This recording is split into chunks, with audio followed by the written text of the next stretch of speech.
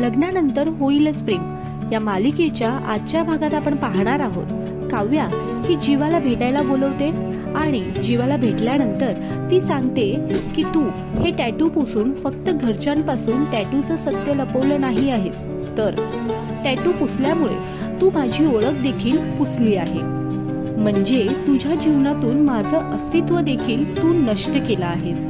कधीही पुन्हा माझ्याशी बोलायला येऊ नकोस। आणि हो, प्रेम कसं असतं आणि प्रेम कसं केलं पाहिजे हे तू मला चांगल्या प्रकारे दाखवलं आहेस, त्यामुळे यानंतर तू फक्त माझ्या ताईचा नवरा असशील, त्या व्यतिरिक्त माझ्या आयुष्यात तुझे काही स्थान नसणार। प्लीज माझ्यापासून लांब जा, असे हात जोडून काव्या जीवाला सांगते। जीवा काहीही बोलत नाही। काव्या रडत रडत तिथून निघून जाते। जीवा फक्त काव्याकडे बघत राहतो। मग तुम्हाला काय वाटतं, जीवा काव्याची माफी मागेल का? आम्हाला कमेंट मध्ये सांगा।